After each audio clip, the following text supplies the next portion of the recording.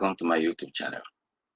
My name is Dr. Emmanuel West, a lecturer at Alice Employment Federal University in Valley, Nigeria. Our topic for discussion today is divided difference under Introduction to Numerical Analysis. We intend to implement this method using the Jupyter notebook. Usually, we consider a table of data in this form, where x0 to xn and the corresponding y0 to yn are given numbers. We then proceed to find the curve of best fit, which is usually a polynomial of this form. P of x equal to a0 plus a1 x minus x0 plus a2 x minus x0 x minus x1, and so on to an x minus x0 up to x minus xn minus 1, where a0, a1, a2 up to an are unknown parameters. We do this by computing the values of this a0, a1 up to an using the following rules. A0, we take a0 to be y0. And a1 will be f of x0, x1. a2 will be f of x0, x1, x2. a3 will be f of x0, f x1, x2, x3. Up to an, f of x0, x1, x2, up to xn, where f of x0, xn, x1 is given by f of x1 minus f of x0 over x1 minus x0. Of course, f of x1 is y1, while f of x0 is y0. Next is the value for a2, which is f of x0, x2, x3, which is given by f of x1 minus x2 minus f of x0 minus x1. This f of x1, x2 is computed as we did in above, where f of x1, x2 is the same thing as f of x1. It's the f of x2 minus f of x1 over x2 minus x1. Then this we divide by, the whole of this we divide by x2 minus x0. We proceed in this way until we get the last parameter. Now let's look at it through a simple example here. It's a 4-point diagram indicating that n equal to 3. You open your Jupyter notebook, import numpy as np. This is where our calculation is done. We also import symbol from SymPy, and this is where we hold our x as a variable.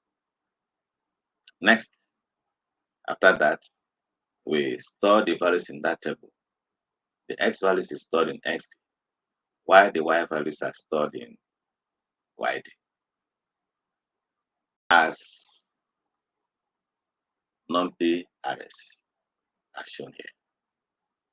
Now, our intention now is to calculate the a0, a1, a2, and a3 for that polynomial. First, we enter the expression for the polynomial. Expression for the polynomial p of x is given as x0 plus a1 x minus xd at 0. X minus xd is now taking the place of x0. Then plus a2 times x minus xd 0 times x minus xd of 1. Here, xd of 1 is taking the place of x1, and so on and so forth. We stop at a3 times x minus x0 times x minus xd of 1 times x minus xd of 2. Then we included the exact function that gave us the values in the table. That is f of x equal to 1 plus f of 5 times x minus 5 times x squared plus 2 times x raised to the power 3. Now, next is the function f of xi, which gives us the value of y at x equal to I. s equal to I, this function returns the value of y table. Now, F2. This F2 will be used to compute these values. The value shown here, this value here, f of x0, comma f of x1, where we say it's f of x1 minus f of x0 by x1 minus x0. So here, we will take 0, comma 1 here in this. Look at that. F2, x, comma, this should be take the place of 0, this should take the place of 1. Of course, I indicated here that x2 must be greater than x1. So how do we do that? According to that expression, is f of xj2 minus f of xj1 divided by xj of j2 minus xj of j1. For that, we return the result. Then the fn as a function of x, comma k. Here, we want to find the expressions for a1, a2, a3, and a3. For a1, we take if k equal to 1, f of x, 1 here. If k equal to 1, then we'll get this value here, as shown here. If k equal to 2, then we'll get the value for a2 and store it in y. If k equal to 3, we get the value of a3 and store it in y. So one of them will occur in each use. Now, a0, as we have said, is y0 or f of x, 0, which is the same thing. Then a1 should be fn of x, 1.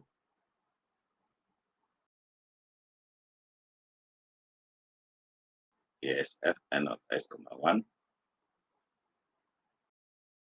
Fn of x, 1. Yes, for you to get the unknown parameters. A2 fn of x, 2. A3 fn of x, 3. Then you can print this line is for printing the unknown parameters. A0, A1, A2. The approximated values are given here.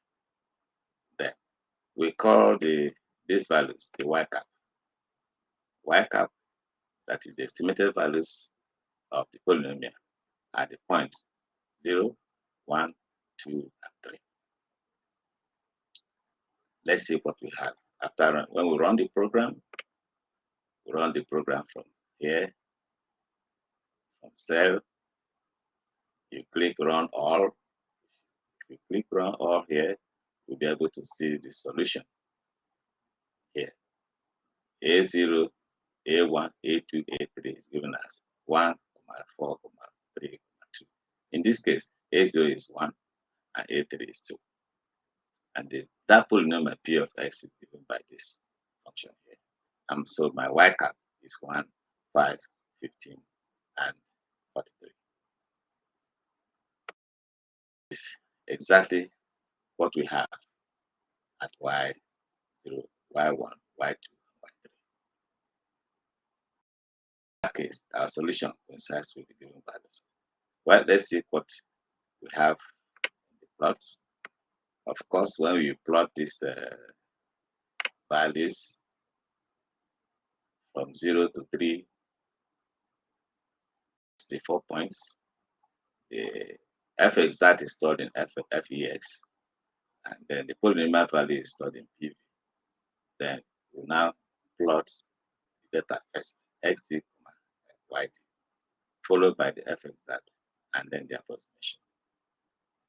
Then we'll now look at the graph. Look at the graph there. See that. These are the data points: 1, x0, y1, x1 and y1, x0 and y0, x1 and y1, x2 and y2, x3 and y3. Then the f exact is there on the line 2, while the polynomial value considered the point. It's beautiful. Now, supposing we intend to extend the number from 0 to 50, making 51 points. How will it behave?